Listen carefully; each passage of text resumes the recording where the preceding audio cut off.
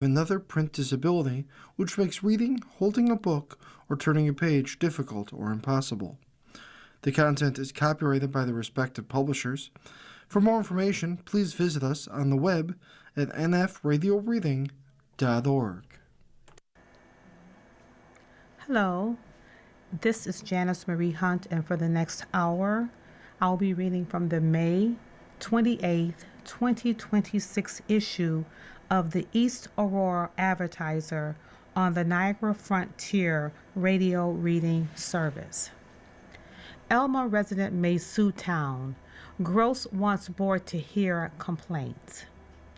A Town of Elma homeowner has threatened to sue the town government for not letting him speak about a dispute with a nearby business owner during a planning board meeting.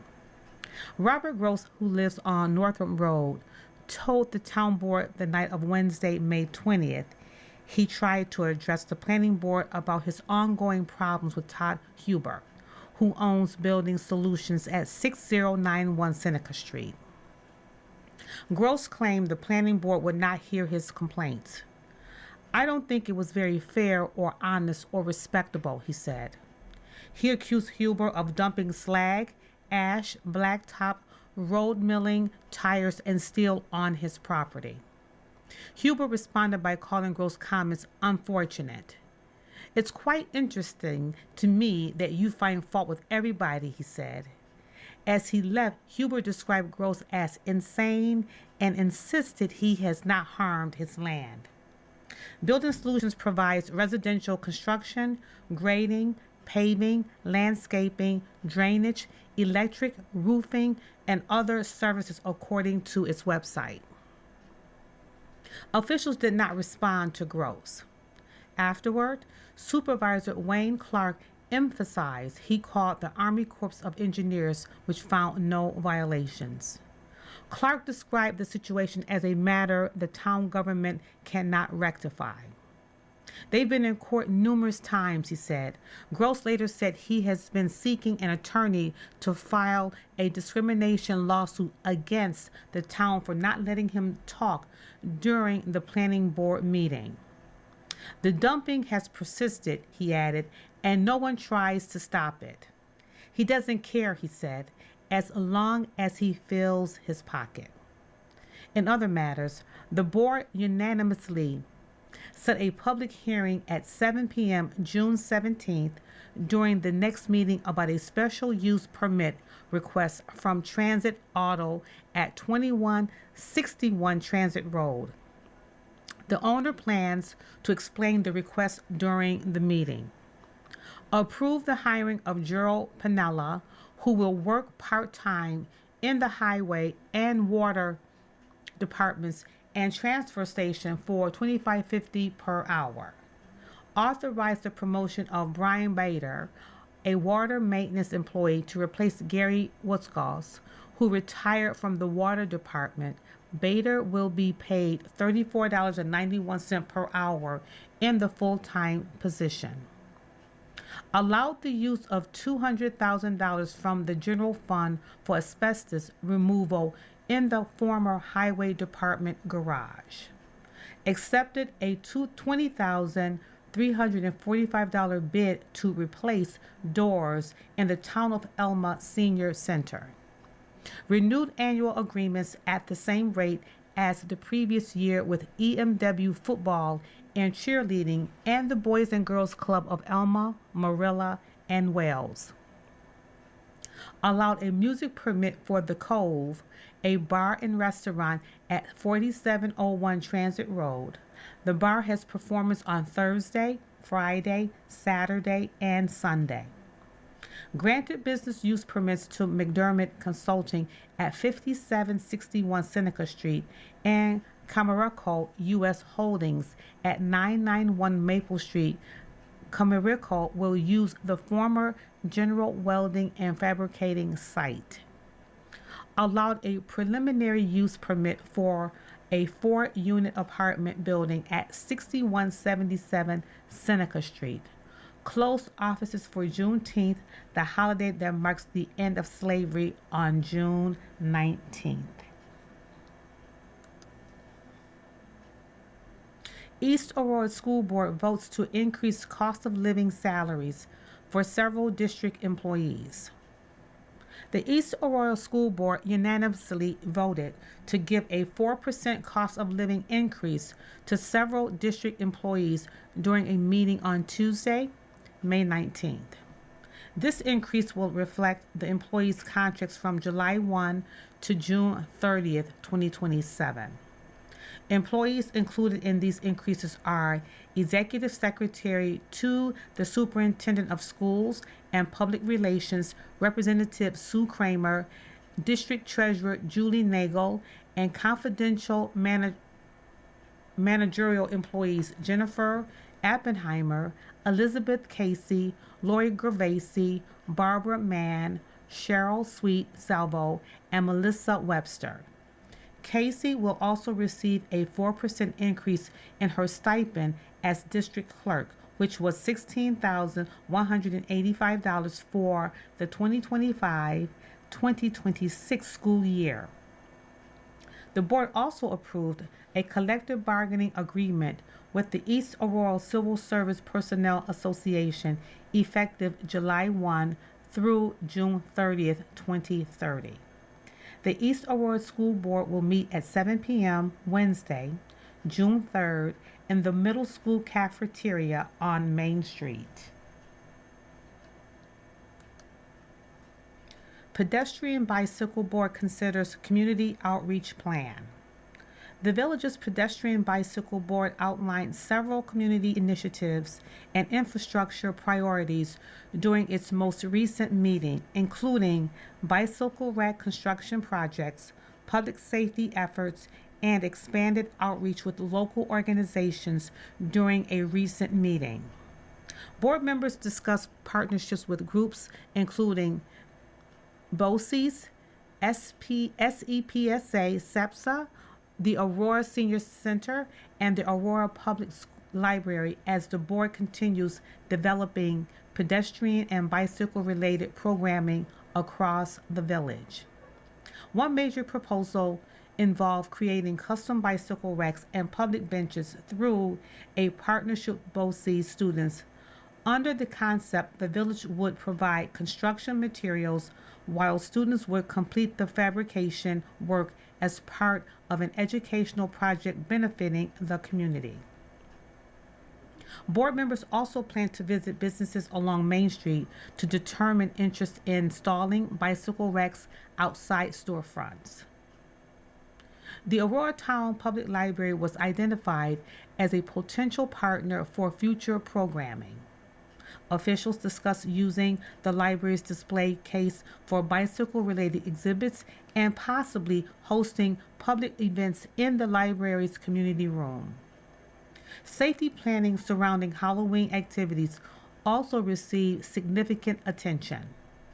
Board members reviewed neighborhood traffic patterns and discussed the possibility of closing portions of Oakwood Avenue to improve pedestrian safety during trick-or-treating activities. Officials expressed concern that motorists could divert onto Prospect Avenue if Oakwood Avenue were closed.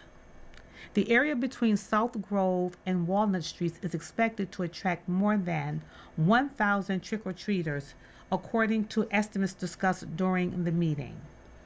Before moving forward, the board plans to seek support from the village board and coordinate with the public department regarding possible road closures.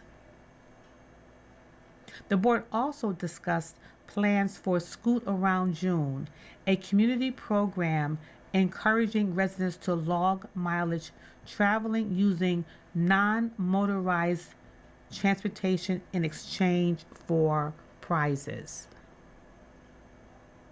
Traffic calming measures were another key topic.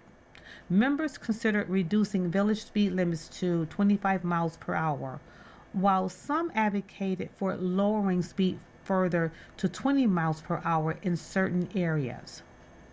Additional proposals included organizing a school or community event where students could paint or maintain crosswalks as part of pedestrian safety awareness efforts. The board is also exploring several outreach campaigns, including bicycle helmet distribution for children, recognition for Boy Scouts earning cycling patches, and collaborations with Blue Devil Designs to create logos, reflective stickers, and promotional materials. The pedestrian bicycle board's next meeting is scheduled for 7 p.m. June 2nd at the Aurora Municipal Center on Oakwood Avenue. Erie County Sheriff's Report. Dollar General reports stolen merchandise. Erie County Sheriff's deputies responded to the manager of the Dollar General on Broadway Street in Alden, who reported $146 worth of merchandise being stolen on May 17th. The investigation is currently ongoing. In other area calls handled by the Erie County Sheriff's deputies out of the Clarence and Elma substations, on May 16th, a resident of Colonial Woods Drive in Alden reported a stolen Amazon package. A two-vehicle accident occurred on the intersection between Bullis and Pound Roads in Elma. One individual was transported by ambulance to a local hospital. The second individual was transported to a different medical facility. A two-vehicle accident occurred on the intersection between Two Rod and Williston Roads in Marilla when one vehicle attempted to turn left. One individual was transported to a local hospital for evaluation. A resident of Bear Road in Marilla reported finding a wallet in their vehicle with no idea of how it got there. A parked vehicle on Stoll Road in Marilla was hit and pushed into another vehicle, causing minor damage. May 17th, an Instacart order was sent to the wrong address and reported from a resident of Schultz Road in Elma. When the resident attempted to go to the address and pick up their order, they were confronted by an irritated man who held a handgun. May 18th. Parents got into an argument at the Iroquois High School baseball field on Girdle Road in Elma. A disturbance at the Dollar General on South Main Street in Holland was reported. A vehicle swerved to avoid hitting a deer on Clinton Street in Marilla and instead crashed into the ditch. May 19th. A business on Transit Road in Elma fell victim to a quick change scam. The scam involved an individual trying to convince the cashier that they were meant to receive more change for a purchase than was given to them. A three-vehicle accident occurred on the intersection between Orlean Road and Capitol Heights. Two vehicles required a tow. A tree was blocking the roadway on the intersection between Liberia and Fort Rod Roads in Marilla. May 20th. A tree was blocking Fort Rod Road in Wales and needed to be removed. An individual was located in Hunters Creek Park after hours on Hunters Creek Road in Wales. The individual was advised of the park hours and left without incident. May 21st. A car and motorcycle accident occurred on Broadway Street in Alden. The motorcycle driver was transported to ECMC in critical condition. May 22nd. A vehicle backed into another vehicle in the community center parking lot on Two Rod Road in Marilla. A FedEx truck and pickup truck collided at the intersection between Centerline and Strikersville Roads in Wales, causing damage to both vehicles. Both vehicles were towed from the scene. School budgets passed across area districts. Voters approved school district budgets last Tuesday in Alden Central School District, East Aurora Union Free School District, Holland Central School District, and Iroquois Central School District during annual budget votes and board elections held May 19th. In Alden, the budget passed 438 to 147. Michael Bennett was elected to another 5-year term on the school board with 482 votes. Alden voters also approved 3 additional propositions. Proposition number 2, authorizing the purchase of school buses using nearly $649,000 from the district's 2018 School Bus Reserve Fund and $471,000 from the 2022 Reserve Fund, passed 442 to 141. Proposition number 3, which authorized spending $113,000 from the Buildings and Grounds Equipment Capital Reserve Fund 2016 for the purchase of maintenance equipment, including a tractor, snow blower, and utility vehicle, passed 457 to 128. Proposition number 4, creating a new Buildings and Grounds Equipment Capital Reserve Fund with a 10-year term and a maximum balance of $900,000, passed 441 to 144. In East Aurora, the budget passed 584 to 462. 3 school board seats were contested. Joanne Ryan received 466 votes. Daniel Brunson received 368 votes, and Paul Blowers received 363 votes. Early reporting indicated approximately 600 voters did not cast ballots for any candidate.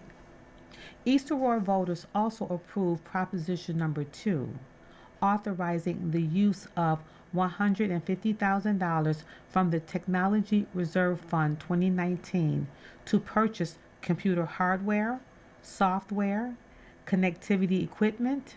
The measure passed 734 to 299.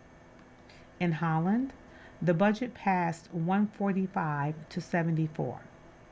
2 school board seats were on the ballot. Richard Hope received 168 votes, while Brian White received 6 write-in votes. Holland voters approved Proposition number 2, authorizing the purchase of school buses and a plow truck for an estimated $363,000 cost by a vote of 163 to 57. Proposition number 3, establishing a capital improvement reserve fund with a 10-year term and a maximum balance of $2 million for future campus renovations and improvements, passed 140 to 73. At Iroquois, the budget passed 585 to 191. 2 school board seats were open. David Lowry received 633 votes, and Caitlin Letizia received 572 votes. Iroquois voters also approved Proposition number 2, authorizing the purchase of 3 diesel school buses, 1 full-size bus with a wheelchair lift, and a 30-passenger cutaway bus for $867,000. The proposition passed 584 to 191. You are listening to a reading of articles and features from the East Aurora Advertiser on the Niagara Frontier Radio Reading Service. Early morning fire. A member of the East Aurora Fire Department works to connect a hose to a hydrant during a fire on Fillmore Avenue on Tuesday morning at approximately 1 a.m. Initially reported as a basement fire, crews from East Aurora, Jameson Road, and Orchard Park reportedly had the fire out within a half an hour of arrival. Damage was contained to 1 room in the basement, but the building's electrical system is severely damaged and there is smoke damage throughout the building. Chamber honors 4 teachers as 2026 Educators of the Year.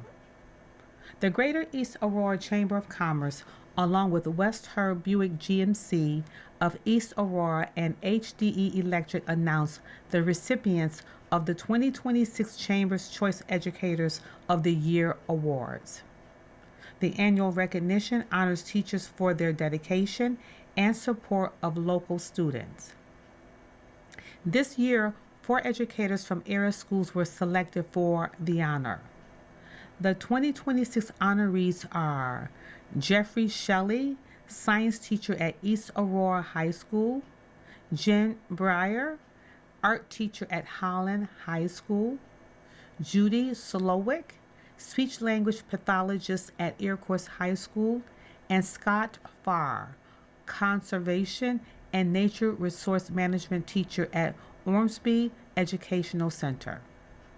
The Chamber will recognize the educators Friday, June 5th, during Chamber's Choice Students Awards Week. Video tributes will be shared on the Chamber's Facebook and Instagram pages, as well as on its website and YouTube channel. According to the Chamber, the honorees were selected for achievements including serving as positive role models, contributing to educational advancement, participating in school and community activities with collaborating with colleagues, families, and community members to improve learning environments. The event is supported by several local businesses and organizations affiliated with the Greater East Aurora Chamber of Commerce. We are in the moment. Right now, we are in the moment. Yes, it's May, one of the most wonderful times of the year. I don't know where to begin when it comes to discussing the overwhelming beauty of this long awaited spring month. Whether you are an avid or casual birder, gardener, nature enthusiast, photographer, hiker, farmer, or homeowner, there is so much to do and see in May. As you probably know, my wife Leslie and I operate a year-round self-serve 24/7 bird feed business from the lean-to porch of our barn. We also operate a springtime greenhouse here at home. Needless to say, this is a busy time for us as bird feed sales are robust and our country greenhouse is getting busy. We grow a huge variety of flowers, including ones that hummingbirds like a lot. It's a nice time of year when we can visit with many of our year-round bird feed customers when they come to the greenhouse. So many of these customers have become our friends, many of them loyal patrons for decades. It is fun to hear bird stories circulating out there right now as the rose-breasted grosbeaks, Baltimore and Orchard Orioles, and ruby-throated hummingbirds have all arrived and are dazzling everywhere with their beautiful color. They also entertain us. Add to the above beauties a variety of other birds that like to visit the grape jelly and other feeders like the various woodpeckers, the brown thrashers, cape birds, house and purple, finches, and several others. You may notice extra activity below the bird feeders where birds like the robins and thrashers poke around in the bird feed compost looking for bugs and earthworms. The various native sparrows under the feeders are fun to have around. However, the white-throated and white-crowned sparrows will be leaving us soon, likely all gone by around May 18th or so. I'm going to miss both of their distinctive beauty songs greeting us each early morning. In their place, we will be and in their place will be other spring birds singing from the yard and beyond. The wood thrush is moving in now, singing beautifully, flute like song, and you may even have an opportunity to hear the phenomenal song of the hermit thrush. Look these birds up on your Merlin app and listen to their songs. Also, be watching for the warblers, indigo blunting, and scarlet tanager. Feeding the orioles is simple. As I talk to people who are not familiar with feeding birds, they often think that feeding the orioles is a big undertaking, but it's very simple. A small bowl with grape jelly on your deck or picnic table, you're done. You may also put out an orange half along with the grape jelly. We are having so much fun with it, and my 94-year-old mother loves it too. There is so much work to do at this time of the year, which makes it difficult for me to get away to do some birding. But I squeeze in an hour or two here and there, and my ears are tuned to the birds every minute that I am outside. In the month of May, I undertake a little personal birding challenge to see how many species of birds that I can find for the month. The generous friends at my Perry Rotary Club personally sponsored me in this challenge to raise money for birding education. Each one who sponsors me is asked to make a prediction of how many species I will identify during the month of May. Early in June, I will announce the winnings at the Rotary meeting, and they will receive prizes from my greenhouse and bird feed shop. There are many prize categories. It's fun. It gives my May birding hobby more purpose, though I would be birding regardless of this fundraiser. This has been going on for decades now. My mother, who has inspired me to enjoy and appreciate nature all my life, still loves to go for short walks with me here and there. According to Seabirds, she can't get out of the car easily, but just enjoys seeing the countryside and all of the beauty and all of the beautiful blossoming trees and flowers. I can't begin to tell you how thankful I am for God's gift of nature and beauty. When I see so many beautiful birds, one that the average person doesn't see, I simply relish the moment and thank God for the opportunity. Seeing these things with a friend or relative is always nice, but seeing them alone is just fine too. Sharing nature with all of you through my writings of this column brings me joy as well. I also enjoy many of your nature encounters that you share with me. Make the most of every day's beauty and every encounter you have with another person, with other people. Remember that we are in the moment right now, and there is more beauty and joy just around the corner. Events at the Elma Library. The following events will take place at the Elma Public Library at 1860 Bowen Road in Elma. Register for classes by calling the library at 716-652-2719. Pathways to Ownership. Join Brittany Grant from KeyBank from noon to 2 p.m. Saturday, May 30th, to discuss a wide range of topics on home buying. Unwind. Students who are 6 to 12 years old can explore the fiber arts such as crocheting, knitting, weaving, sewing, embroidering, and felting at 4 p.m. Monday, June 1st. Bring a project you are working on or participate in the month's activities. Crystals 101. Victoria Sismula, who is the coordinator for the Outreach Athletic Training Services and head athletic trainer at St. Joseph's Collegiate Institute, will explain how crystals can be used to enhance a healing journey. Participants will learn about the most common crystals used in energy healing, Rekha, what they represent, and how you can use them daily. Free crystals will be given to everyone who attends. This class is scheduled for 2 p.m. Tuesday, June 2nd. It is offered by University Express and geared for adults over 55 years old. Paint with watercolors.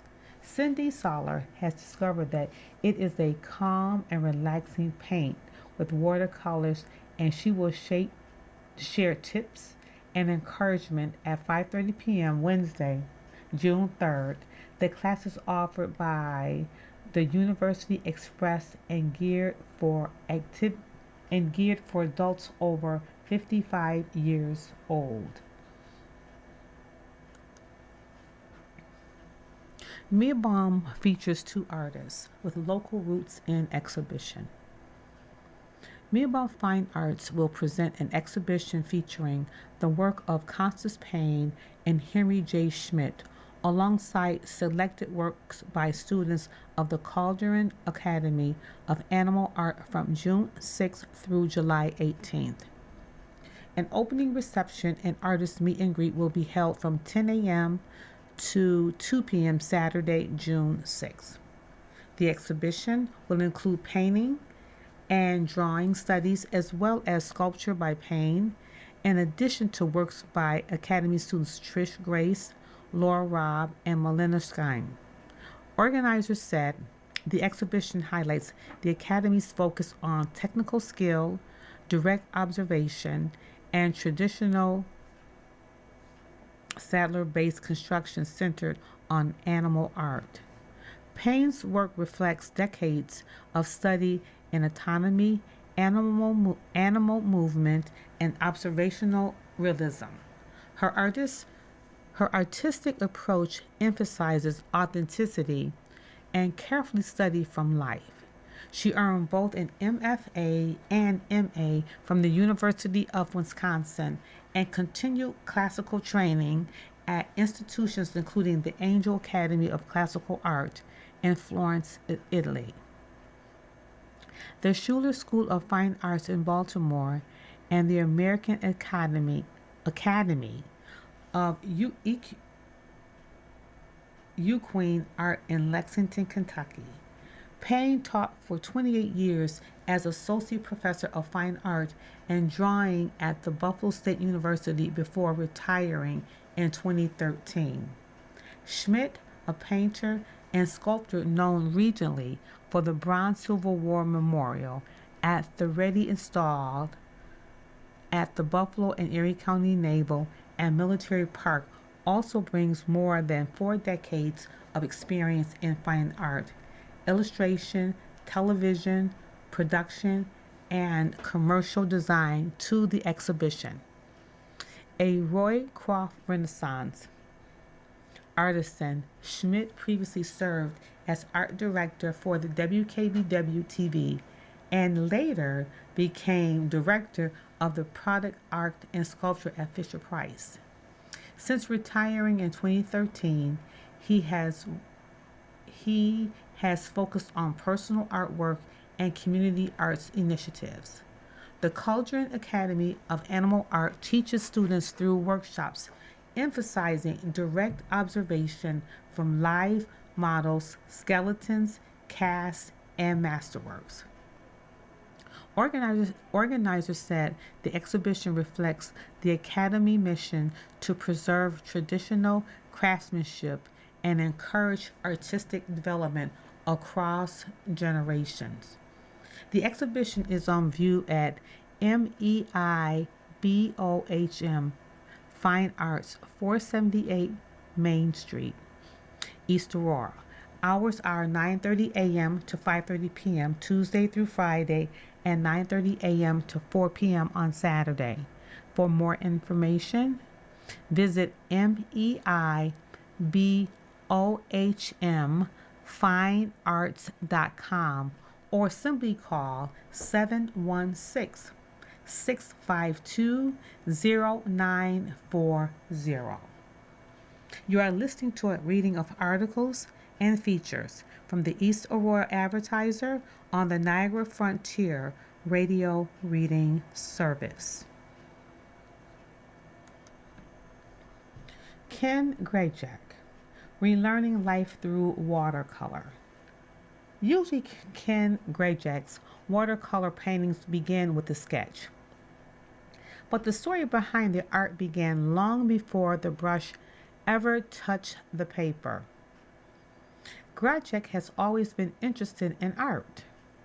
Over the years, he's experimented with charcoal, oil, and acrylics, but watercolor became the one medium he truly wanted to master. I have done art in many mediums, he said. The only medium that I ever tried to master was watercolor. That's why I decided to learn more about it and how the medium works. Then about 3 years ago, his life changed dramatically. A seizure led doctors to discover a brain tumor. Grayjack underwent 2 surgeries, and after it, he lost much of the fine motor control many people take for granted. I couldn't voluntarily button my shirt, tie my shoes, latch a belt, hold a pencil, everything you can think of, he said.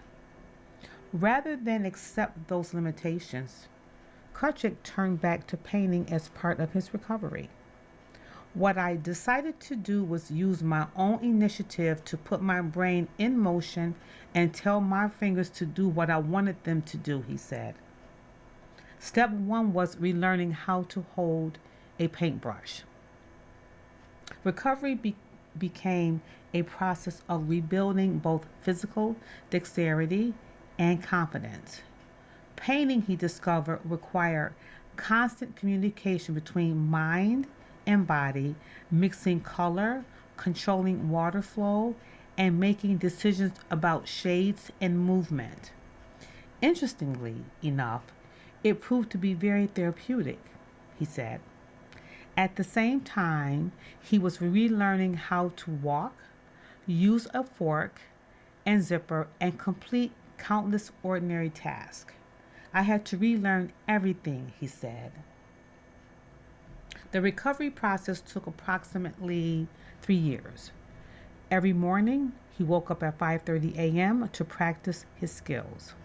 I wanted to make sure I could still do a relearned skill or get better at it, he said. His determination never wavered, even during periods when progress felt invisible. Sometimes I felt like I wasn't making progress, he said. It would have been easy to give up and sit in place in my new reality. Instead, he kept moving forward, little by little. My mind knew how to do everything, he said. The receptors needed work. Painting helped with that. That perseverance now shows itself not only in his paintings, but in his daily life. Grayjack walks regularly as part of his ongoing therapy and conditioning. Depending on the weather, he typically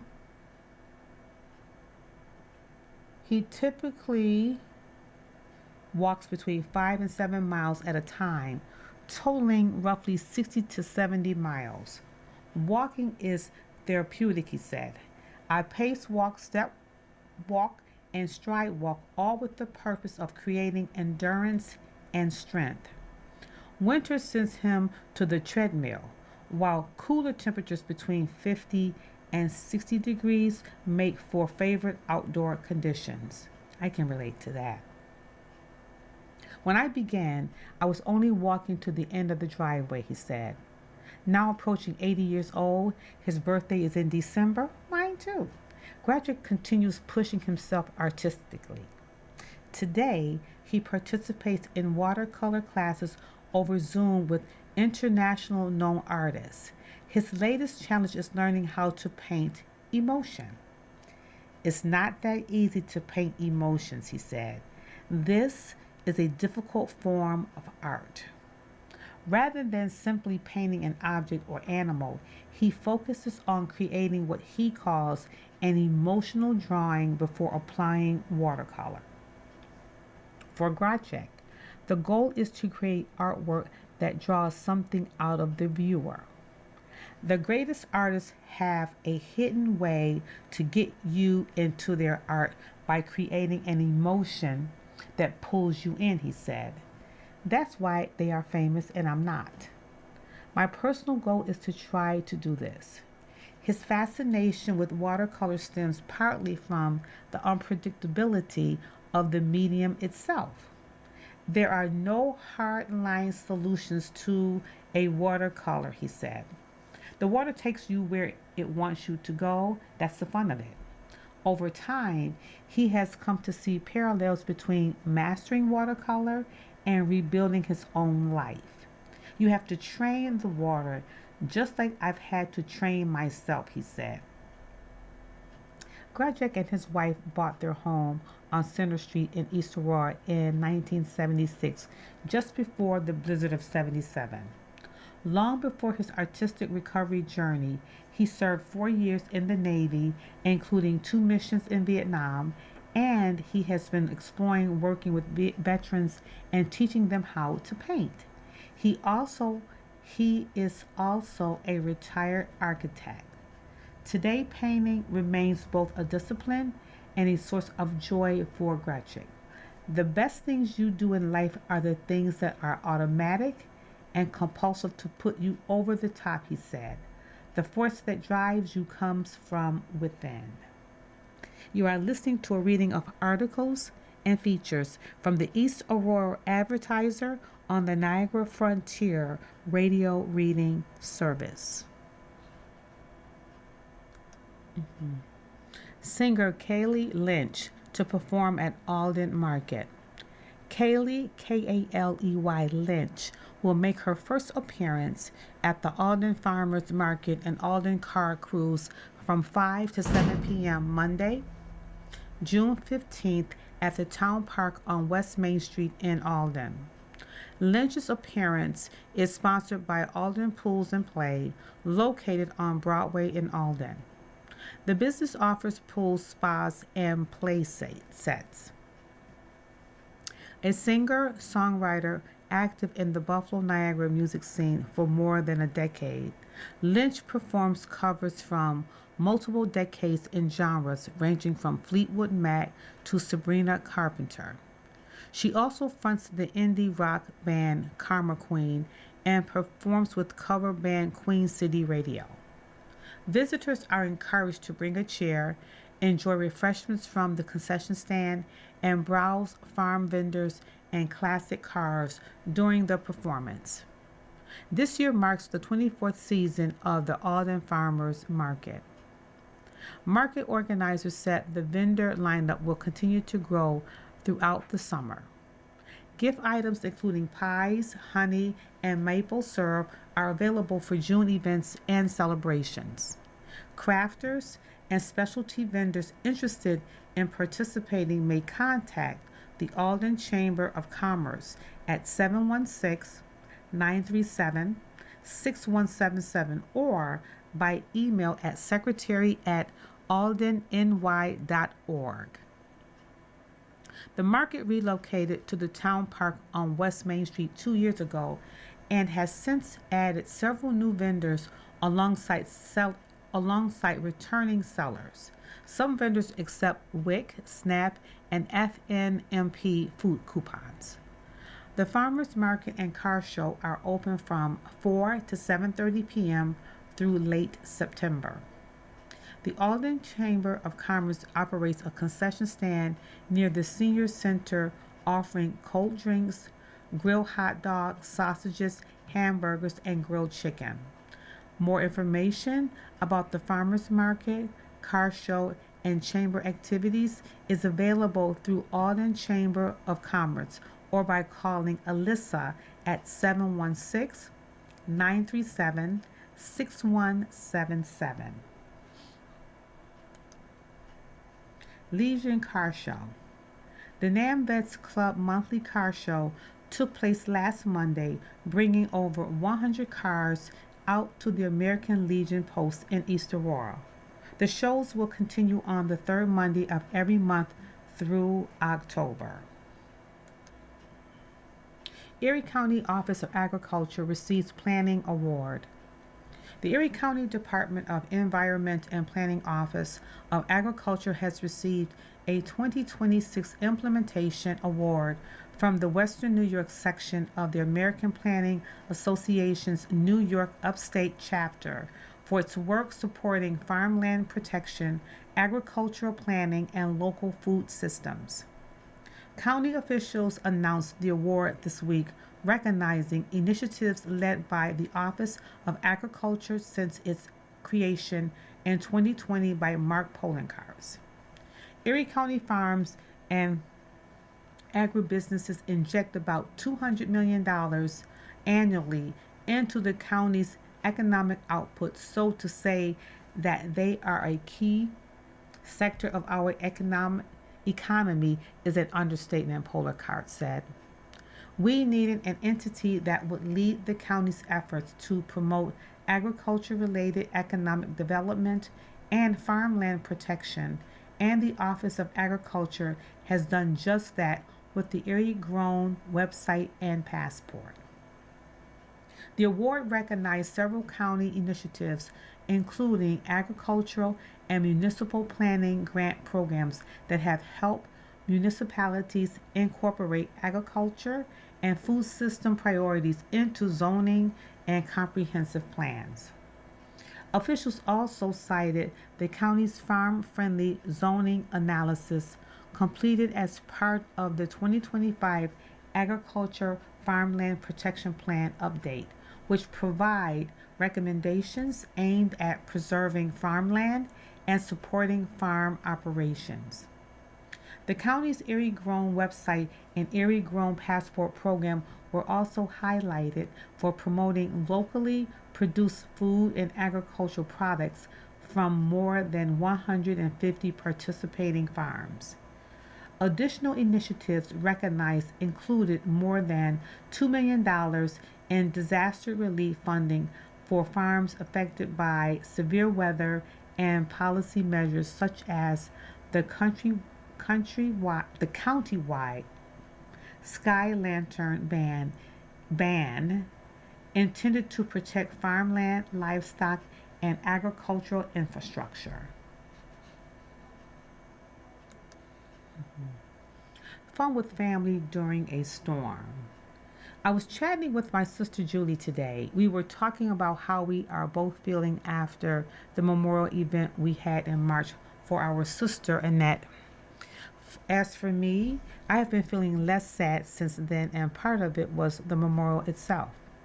The gathering of family and friends, the music, the readings and reflections, and the photo montage that's summarized Annette's life. I think we did a good job. It took a village to pull it all together and have a virtual event for people all around the world.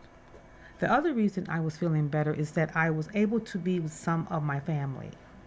My first family consisted of 10 children. The eldest sister, Louise, is in Hawaii. Julie lives in France. Marlena in Utah.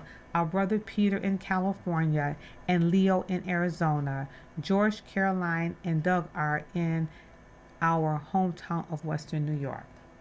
The Sibs from far away did not get to join in person for the memorial, but since I live in Eastern Ontario, Canada, I was able to drive to Buffalo for the event. We shared meals and set up details before the event on Saturday, and then after the event, we were able to wind down. In addition to a lovely meal, we decided we should play one of the games that our sister Annette had left for us, the Blizzard of 77 game. I had already left home that winter of 1977, so I wasn't around for the real event, but I heard about it. I witnessed the remaining walls of snow when I came to visit in the spring. I have never played the Blizzard game before. We were all curious, so we four siblings got started. The first part of the game is challenging enough. You start with one side of the board and must get to the bank, the gas station, the grocery store, etc. before it snows. It was quite interesting. Unlike children, we were not being competitive. We were playing like cooperative adults who have lived through snowstorms and power outages. We didn't want to turn over the game changer Blizzard card. Doug managed to gather all the cards from the different places, but then the Blizzard card was turned over. This meant we had to turn the entire game board over and place our tokens in the same spaces on the Blizzard side of the board. From then on, the rules state that we only use one of the two dice. So we were moving slowly, much more slowly. We were then faced with one frustration after another. Losing a turn due to a car accident, losing a turn due to slippery roads, losing a turn, losing a turn, losing a turn. At one point, each of us had lost a turn and we couldn't remember who went next. I am sure the fatigue from our busy day was a factor, but we were all getting tired of the game. And we were again more like adults, trying to help each other rather than care about who was winning. We were looking for a way to wrap things up and finish the game. We were reminded about a song my son uh, we were reminded about a song my son Christopher wrote about invisible dice and decided that was exactly what we needed. Since Doug had gathered all the place cards from the first part of the game, he could win. He counted how many steps he needed to take to get home again. 23 was the magic number. So he picked up the invisible dice and gave them a good shake in his hand. We all rooted for him to get it right. Lo and behold, he dropped those special dice onto the board and voila, 23. And so he marched his card token around the board and finished the game. Whew! Yay! Woo! Who knew how wonderful invisible dice can be? We packed up the pieces, feeling thankful for Annette's nostalgic ways that saved a board game from our childhood, and thankful for that special time playing a game with siblings, appreciating our time together. It felt like our sister was smiling and laughing with us. Lunch at the Town of Aurora Senior Center, June 1st through June 5th. Seniors take advantage of the lunch program the county offers Monday through Friday at noon at the Town of Aurora Senior Center, 101 King Street at Oakwood Avenue. Meet new friends. All seniors are welcome. The lunch price is $3. To make or cancel a reservation, call 652-7934. Monday, breaded chicken cutlet with gravy, scalloped potatoes, broccoli florets, wheat bread fudge round. Tuesday, chicken and sausage pela rice with black beans, corn with red peppers, cauliflower, chocolate pudding. Wednesday, baked ham with maple sauce, sweet potatoes, lima beans, bake, rye bread, pineapple tidbits. Thursday, chicken Caesar salad with Caesar dressing, dinner roll, fresh orange, chocolate milk. Friday, lasagna roll with tomato meat sauce and mozzarella, carrots, grape juice, chef salad with dressing, wheat dinner roll, and sugar cookies.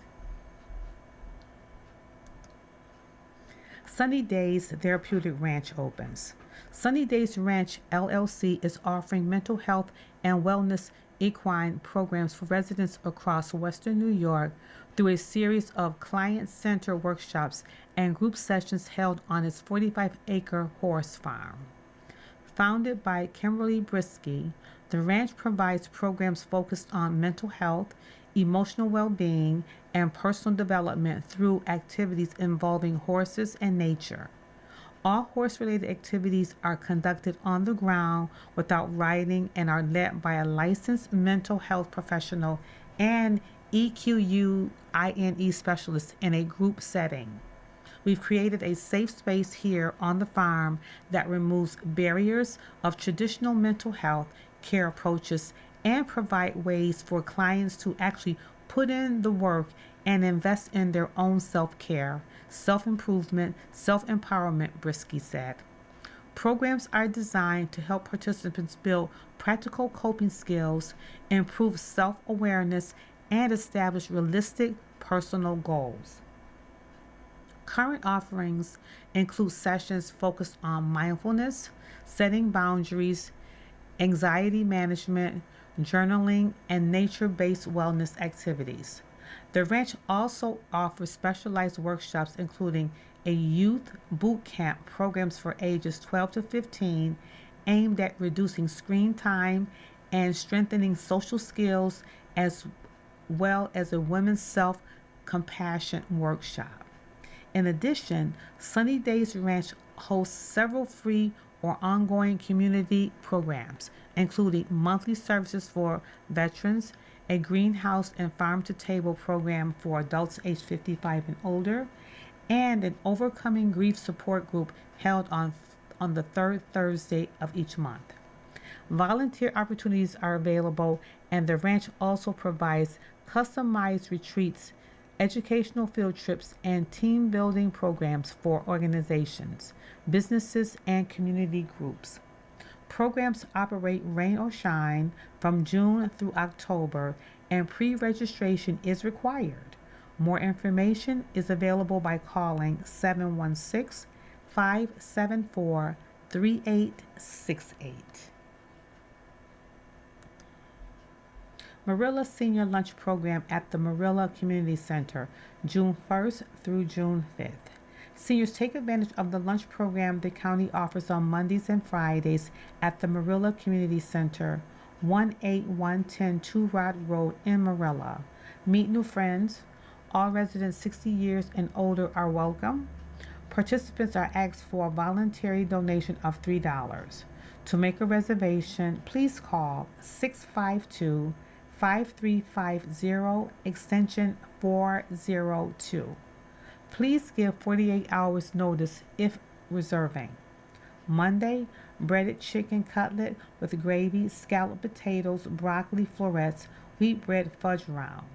Friday, lasagna roll with tomato meat sauce and mozzarella, carrots, grape juice, chef salad with dressing, wheat dinner roll, and sugar cookies.